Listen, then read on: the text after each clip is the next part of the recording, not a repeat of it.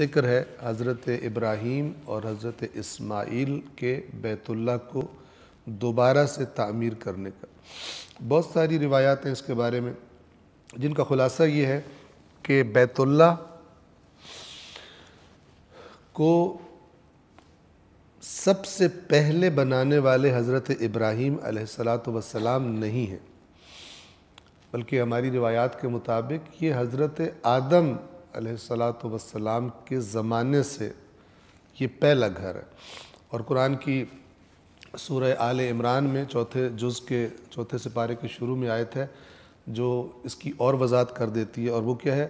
فرمایا کہ ان اول بیت وضع للناس للذی ببکۃ مبارکا وہدی للعالمین، کہ بے شک وہ پہلا گھر، ان اول بیت، بے شک سب سے پہلا بیت، سب سے پہلا گھر، وضع للناس، جسے لوگوں کے لیے قرار دیا گیا تھا، بنایا گیا تھا، وہ کون سا ہے؟ للذی، وہ یقیناً وہ گھر ہے کہ جو ببکۃ، عرب مکہ کے لیے، مکہ کو مکہ بھی کہتے ہیں اور بکہ بے سے بھی کہتے ہیں، تو قرآن نے وہ لفظ استعمال کیا یہاں پر، ببکۃ مبارکن، برکتوں والا۔ وہ گھر کہاں ہے؟ وہ گھر مکہ میں، وہدی للعالمین، اور عالمین کے لیے ہدایت۔ تو یہ سب سے پہلا گھر اللہ تعالیٰ بتا رہا ہے کہ جو انسانوں کے لیے، تو ظاہر ہے یہ پھر تبھی سے ہے جب انسان دنیا میں آئے۔ تو ہماری جو روایات ہیں اہل بیت اطہار سے ہم تک پہنچی ہیں، وہ بھی اسی طرف اشارہ کرتی ہیں کہ حضرت آدم علیہ السلام کے زمانے سے حج تھا، بیت اللہ بھی تھا اور حج بھی تھا، لیکن حضرت ابراہیم کا جب زمانہ آیا ہے تو اس زمانے میں مختلف قسم کی سیلابوں، موسمیاتی تبدیلیوں، ان کی وجہ سے یہ جگہ یہ اپنے ظاہری نام و نشان بھی بیت اللہ کا مٹ چکا تھا وہاں سے۔ تو اللہ نے کیونکہ آئندہ میں یہ سیٹ اپ جو انسانیت کی لیڈرشپ اور امامت کا ہے وہ ادھر شفٹ کرنا تھا آل اسماعیل میں اور اس سرزمین پر، تو اللہ تبارک و تعالی نے حضرت ابراہیم کو حکم دیا کہ اپنے جو بیوی ہے ہاجرہ اور جو نو مولود ہے اسماعیل، ان کو لے کر، حضرت ابراہیم کا وطن عراق میں تھا، وہاں سے ہجرت کر کے یہ فلسطین آ گئے تھے، کنعان میں آ گئے تھے، اور کنعان سے اللہ نے حکم دیا کہ ان دونوں ماں بیٹے کو، ہاجرہ اور اسماعیل کو، لے جا کر اس سرزمین پر جہاں پر آج مکہ آباد ہے، یہاں پہ جا کر جاؤ اور چھوڑاؤ وہاں پر۔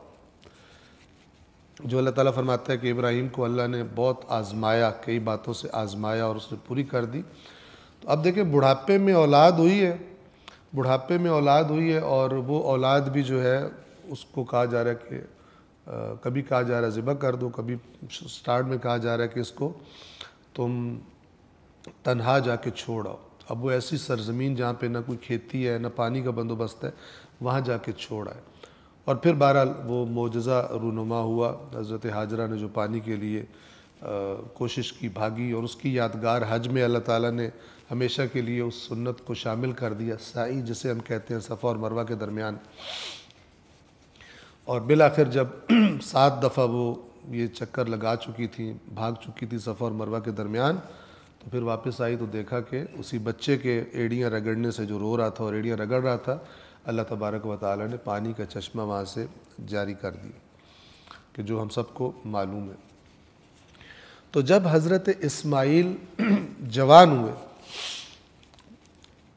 تو اللہ تبارک و تعالی نے حکم دیا کہ اس سرزمین پر جو اللہ کا گھر ہے اس کو دوبارہ سے تعمیر کیا جائے۔ روایات میں یہ بات موجود ہے کہ حضرت جبرائیل نازل ہوئے اور وہ حضرت ابراہیم کو نشان لگا کے دے رہے تھے کہ یہ دیوار یہاں سے یہاں تک ہے، یہ دیوار یہاں سے یہاں تک ہے، یہ دیوار یہاں سے یہاں تک ہے۔ ساری جو گویا کہ لائنز تھی وہ حضرت جبرائیل نے بتا دی، اور اس کے بعد حضرت ابراہیم اور حضرت اسماعیل، ان دونوں باپ بیٹوں نے کعبہ کی دوبارہ سے تعمیر شروع کی، اس کی بنیادوں کو دوبارہ سے اٹھایا، اور جس پتھر پر کھڑے ہو کر وہ یہ کام کر رہے تھے، اور اس پتھر پر مثلاً وہ نماز بھی پڑھتے تھے، وہ آج بھی محفوظ ہے، جس جگہ کو مقام ابراہیم کہتے ہیں، وہ آپ نے وہ پنجرا دیکھا ہوگا سنہری رنگ کا کعبے کے ساتھ ہی، جس کے پیچھے طواف کے بعد 2 رکعت نماز پڑھی جاتی ہے، تو وہ پتھر اس کے اندر محفوظ ہے، اور اس پر معجزانہ طور پر حضرت ابراہیم علیہ السلام کے قدموں کے نشان بھی باقی ہیں۔ تو حضرت اسماعیل پتھر لا کے دیتے تھے، اور حضرت ابراہیم ان کو کعبے کی دیواریں بنانے میں، پہلے بنیادیں اور پھر دیواریں بنانے میں استعمال کیا۔ تو وہ یاد کرایا جا رہا ہے، اور یہ بات یعنی مسلمانوں کو بھی بتایا جا رہا ہے، چونکہ کعبہ قبلہ تبدیل کرنا ہے آگے، تو پہلے اس جگہ کی امپورٹنس کی کوئی عام جگہ نہیں ہے کہ جس کے بارے میں جس طرف اب تمہیں رخ کروانا ہے۔ اور اسی طرح یہودی، ان کو بھی یہ بتانا مقصود ہے کہ یہ جو بیت اللہ ہے یہ تمہارے جد ابراہیم نے تعمیر کیا ہو، چونکہ حضرت ابراہیم کی رسپیکٹ یہودی بھی بہت زیادہ کرتے تھے، مسیحی بھی بہت زیادہ کرتے تھے، اور قرآن نے ان سے کہا بھی ہوا سورہ آل عمران میں، یہودی کہتے تھے حضرت ابراہیم یہودی تھے، مسیحی کہتے تھے حضرت ابراہیم مسیحی تھے۔ اللہ نے فرمایا وَمَا أُنزِلَتِ التَّوْرَاةُ وَالْإِنجِيلُ إِلَّا مِن بَعْدِهِ، نہ تورات نازل ہوئی تھی نہ انجیل نہیں، دونوں بعد میں نازل ہوئی ہیں۔ مَا كَانَ إِبْرَاهِيمُ يَهُودِيًّا وَلَا نَصْرَانِيًّا، ابراہیم نہ یہودی تھے نہ نصرانی تھے، وَلَٰكِنْ كَانَ حَنِيفًا مُسْلِمًا وَمَا كَانَ مِنَ الْمُشْرِكِينَ، بلکہ وہ ہر باطل سے بیزار حق کی طرف متوجہ مسلم، اللہ کے سامنے تسلیم ہو جانے والے تھے۔ وما کان من المشرکین، اور تم نے جو دین کے نام پر شرک چیزیں گھڑ لی ہیں اپنی مقدس ہستیوں کے نام پہ، کوئی عیسیٰ کو اللہ کا بیٹا بنا کے بیٹھا ہے، کوئی عزیر کو اللہ کا بیٹا بنا کے بیٹھا ہے، یہ شرک ابراہیم نہیں کرتے تھے، تم نے اپنی چیزیں گھڑی ہیں۔ اور آپ کو پتہ ہونا چاہیے یہ جو یہودی نام ہے اور جو نصرانی نصارہ نام ہے، یہ سب بعد کی پیداوار۔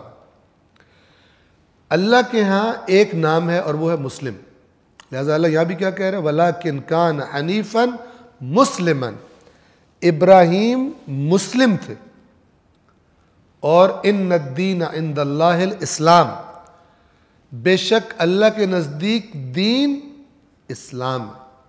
اور یہ اسلام کا لفظ بہت زبردست خوبصورت لفظ ہے، آگے انشاءاللہ اس کا ذکر آئے گا تو میں مزید اس کا معنی آپ کی خدمت میں عرض کر دوں گا، کیونکہ ابھی ہمارے ذہنوں میں مسلم سے وہ میں کہا کرتا ہوں کہ جس کا شناختی کارڈ کے دفتر والوں کے ریکارڈ میں مسلم لکھا ہوا ہے، تو اس مسلم میں اور قرآن مجید کے مسلم میں ہو سکتا ہے الزمین تا آسمان فرق ہو، ٹھیک ہے، اور ہوتا ہے، لہذا میں آپ کی خدمت میں عرض کر دوں گا۔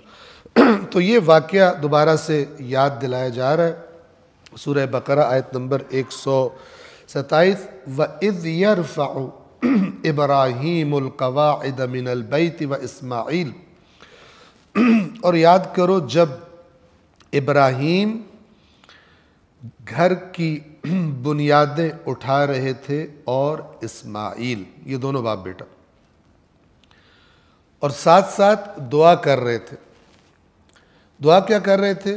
ربنا تقبل منا، یہ بہت اہم نقطہ ہے کہ اللہ کے حکم پہ کر رہے ہیں، اللہ کی گائیڈنس پہ کام کر رہے ہیں، پھر بھی کوئی یہ نہیں سمجھ رہا کہ ہم بڑا احسان کر رہے ہیں، بلکہ پھر بھی اللہ سے کیا دعا مانگ رہے ہیں؟ اے اللہ ہم سے قبول فرما لے۔ یہ عاجزی اور یہ انکساری اللہ کے نیک بندوں کا خاصہ ہے۔ جب بھی میں آپ کوئی دین کا کام کریں، کچھ خرچ کریں، کچھ وقت دیں، کوئی بھی کام کریں، کسی چیز میں پارٹیسپیٹ کریں دین کے کام میں، اور ہمارے اندر یہ احساس پیدا ہو کہ میں نے کوئی احسان کر دیا ہے، سمجھ لیں آپ کی خرابی ہے، آپ ٹھیک نہیں ہیں، آپ کی فکر ٹھیک نہیں ہے۔ جب یہ دونوں باپ بیٹا گھر کی بنیادیں اٹھا رہے تھے اور ساتھ ساتھ کیا کہہ رہے تھے؟ ربنا تقبل منا، اے اللہ ہم سے قبول کر لینا۔ یہ کیوں اللہ کے بندے ایسے کہتے ہیں؟ چونکہ جن پر اللہ تعالیٰ کی عظمت جتنی عیاں ہو جاتی ہے، اور جب خدا کی ذات کی طرف اپنی بصیرت سے نگاہ کرتے ہیں کہ وہ کتنی عظیم ذات ہے، اور پھر جب اپنے کام کو دیکھتے ہیں تو انہیں لگتا ہے ہم نے کچھ بھی نہیں کیا، لہذا کہتے ہیں کہ یہ کچھ بھی نہیں ہے، لیکن تو کریم ہے، تو قبول کر لے اس کو۔ اگر اس کام کو دیکھا جائے تو یہ کوئی کام نہیں ہے۔ یہی اللہ کے نبیوں کا شیوہ ہے، اور یہی اللہ کے نبیوں کے انبیاء کے جو وارث تھے، وارث رسول اللہ تھے، اہل بیت اطہار علیہ الصلوۃ والسلام، ان کا بھی یہی شیوا ہے. کبھی یہ نہیں کہتے کہ ہم نے یہ کام کر کے کوئی دین پہ احسان کر دی. لہٰذا آپ کربلا میں کیا سنتے ہیں؟ امام حسین علیہ السلام کیا فرماتے تھے؟ ربنا تقبل منا ھذا القربان، یہ جو قربانی دی ہے، جو بھی شہید ہوتا ہے، اے ہمارے رب یہ قربانی ہم سے قبول فرما لے. بچہ ذبح ہو رہا ہے، اصحاب شہید ہو رہے ہیں، بھتیجا شہید ہو رہا ہے، پامال ہو رہا ہے، کہہ رہے اللہم ربنا تقبل منا ھذا القربان، اے اللہ تو اس کو قبول فرما لے. بعض جو جاہل ممبر پہ چڑھ کے ڈائیلاگ بولتے ہیں، ہون تو راضی ہو گئے، یہ سٹوپڈ، ان کو پتہ ہی کوئی نہیں کہ اللہ اور بندے کا آپس میں کلام کا طریقہ کیا ہوتا ہے. پتہ نہیں کہاں سے تربیت لے کر جو اپنے ڈائیلاگ بولتے ہیں اپنے گلی محلے میں، وہ امام سے منسوب کر دیتے ہیں. ہون خوش ہے تو، اب پنجابی فلم چلا رہے ہوتے ہیں ممبر پہ کھڑے ہو کے. تو یہ نہیں ہے، یہ عاجزی اور انکساری اللہ کے نبیوں کا، اللہ کے سامنے اللہ کے اولیاء کا شیوا ہے. چونکہ ان کی معرفت اللہ کے بارے میں زیادہ ہوتی ہے، جتنی زیادہ ہوتی ہے اتنی خدا کی عظمت وہ دیکھ رہے ہوتے ہیں، اور جب اس کی عظمت کو دیکھتے ہیں تو اپنے کاموں کو ہیچ سمجھتے ہیں، اور اسی کو بعض اوقات وہ اپنا گناہ بھی کہہ دیتے ہیں. یعنی جیسے کرنا چاہیے تھا نہیں کیا. جس کام کی کوالٹی کی تیری ذات لائق تھی وہ ہم نہیں کر پائے، لہٰذا یہ ہم سے کوتاہی ہو گئی، یہ ہم سے کمی ہو گئی. اس مقام پر ان کی یہ فیلنگ ہوتی ہے اپنی معرفت کے مطابق، نہ کہ اس سے مراد جو ہم جیسے لوگ گناہ کرتے ہیں وہ گناہ مراد ہوتے ہیں. ربنا تقبل منا، اے ہمارے رب ہم سے قبول فرما لے، انک انت السمیع العلیم، بے شک تو السمیع خوب سننے والا، العلیم خوب علم رکھنے والا ہے. آیت نمبر 128 دعا ہے، یعنی دعا کنٹینیوڈ ہے، جاری ہے حضرت ابراہیم اور حضرت اسماعیل کی. ربنا، اے ہمارے رب، وجعلنا مسلمین لک، اور اے ہمارے رب ہم دونوں کو اپنے مسلم بنا دے. اب یہاں پہ لفظ مسلم کا معنی جاننا امپورٹنٹ ہے. معنی کیا اس سے؟ یہ نہیں کہ بندہ کہ مسلم شکر ہے میں مسلمان، حضرت ابراہیم کی دعا مانگی تو مجھے مسلم بنا دے، ہمیں بھی اللہ نے مسلم بنایا، یہ معنی ہی نہیں ہے اس کا. مسلم، اب ذرا توجہ کریں، مسلم، یہ جو مسلمین ہے، مسلمین میم پہ زبر کے ساتھ، ایک ہوتا ہے مسلمین، یہ جمع ہوتا ہے. عربی زبان میں دو کے لیے الگ لفظ ہوتا ہے. ہمارے پاس تو ہوتا ہے نا واحد، جمع، سنگولر، پلورل، ٹھیک ہے نا انگلش میں، لیکن عربی میں واحد اور جمع کے درمیان میں ایک اور چیز ہوتی ہے، دو کے لیے الگ لفظ ہوتا ہے. تو یہ دو ہے، مسلمین یعنی دو مسلم، مسلمین تین یا تین سے زیادہ مسلم، جتنے بھی زیادہ ہو جائے. ہم دونوں کو اپنے مسلم بنا دے. یہ لفظ مسلم، مسلمین، جس کو ہم نے اپنی زبانوں میں مسلمان کر لیا ہے، ٹھیک ہے، یہ اصل میں عربی کے جو اس کا جو روٹ ہے، بنیاد ہے، وہ ہے سین، لام اور میم، سلم. قرآن فرماتا ہے یا ایھا الذین آمنوا ادخلوا فی السلم کافۃ، کہ اے ایمان والو سارے کے سارے سلم میں داخل ہو جاؤ. سلم یعنی سلامتی، امن و امان، سیکیورٹی، خطرات سے دور.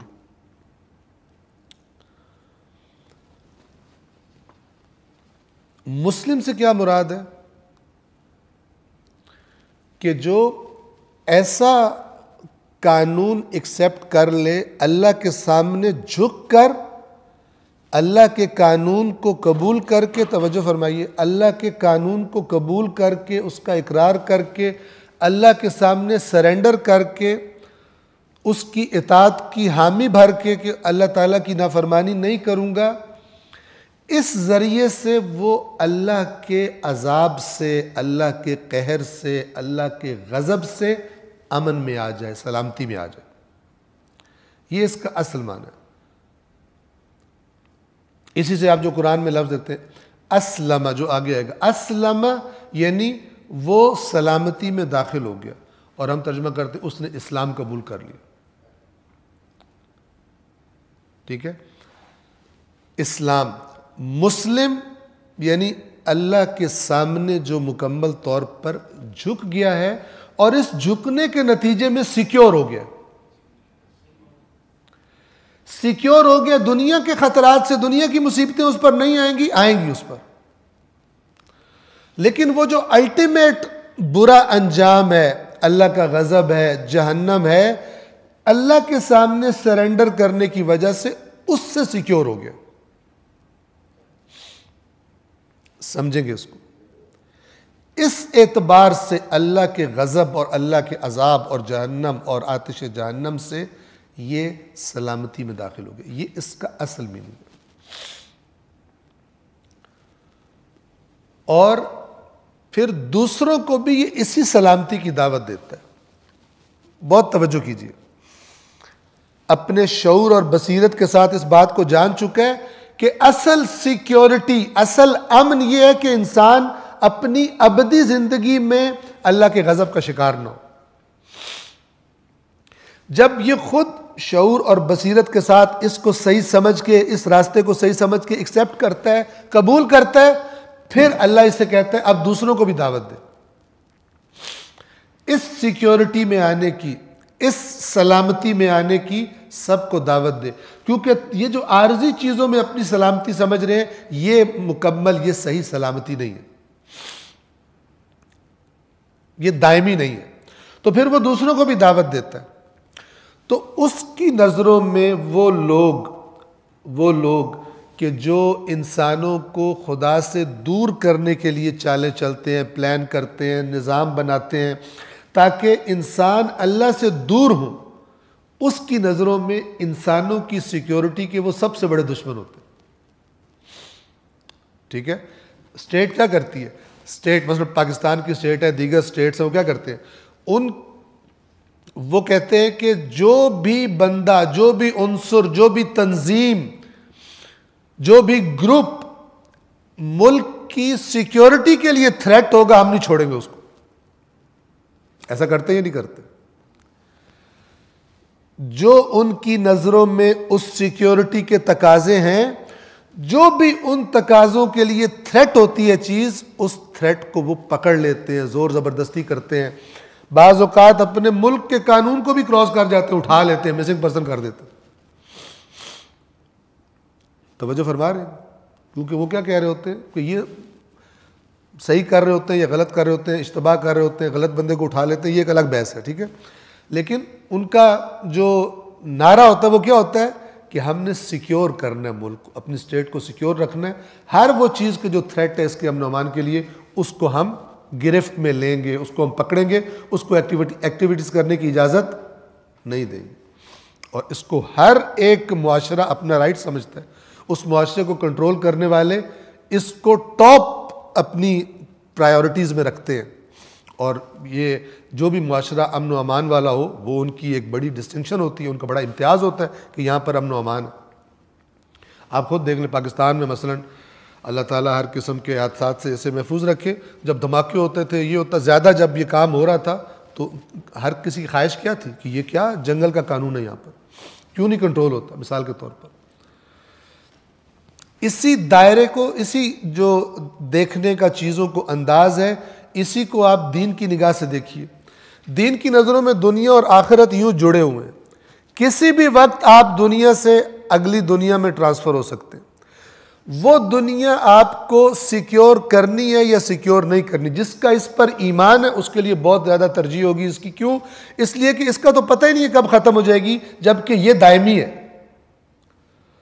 تو جو چند سالوں کی زندگی میں اس کی سیکیورٹی کو تھریٹ دے رہا ہے وہ اس کو دشمن لگتا ہے، تو جو اس کی ابدی زندگی کی سیکیورٹی کے لیے تھریٹ ہے وہ اس کو دشمن کیوں نہ لگے؟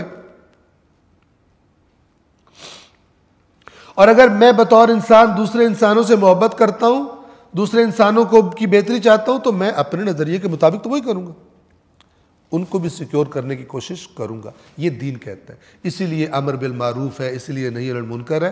دنیا کا ہر سکول آف تھاٹ اپنے نظریے کے مطابق اپنے ماننے والوں کو مثلا کہتا ہے کہ میں سیکیورٹی دیتا ہوں تمہیں۔ تو اسلام یعنی اپنے آپ کو سیکیور کرنا اللہ کے سامنے سرنڈر ہونے کے ذریعے سے، یہ سیکیورٹی ہے۔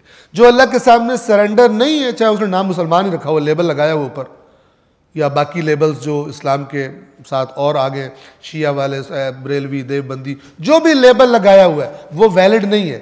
ایکچولی اندر سے بندہ جھکا ہے اللہ کو یا نہیں جھکا؟ اگر جھک گیا ہے اللہ کے عذاب سے سیکیور ہے، اگر نہیں جھکا سیکیور نہیں، چاہے نام اپنا کچھ بھی رکھ لے۔ تو یہ دعا مانگ رہے یہ دونوں باپ بیٹا کہ اے ہمارے رب، ہم دونوں کو اپنے مسلم قرار دے، یعنی ہم تیرے سامنے تسلیم چکے ہوئے۔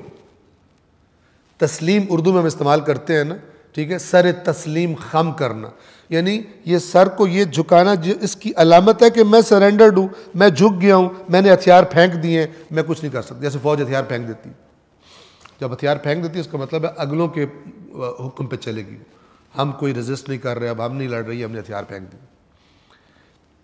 یہ معنی اس اللہ کے سامنے تسلیم ہونے کے ذریعے سے اپنے آپ کو سیکیور کر لینا، یہ ہے اسلام، یہ سلامتی کا معنی ہے۔ اور پھر سب کو اس سیکیورٹی کی طرف مائل کرنے کی کوشش کرنا، البتہ دھوس سے نہیں، لا اکراہ فی الدین، زبردستی کسی پہ ٹھوسنا نہیں ہے، ان کو دعوت دینی ہے کہ بھائی یہ ہے، یہ پوری پکچر ہے، آپ کی مرضی اسے قبول کرو، آپ کی مرضی اسے قبول نہ کرو۔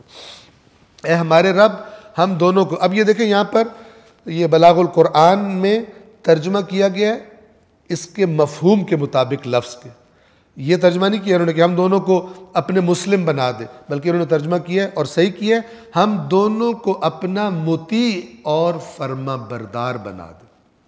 یہ مانگ رہے ہیں، مسلم کا معنی یہ ہوتا ہے۔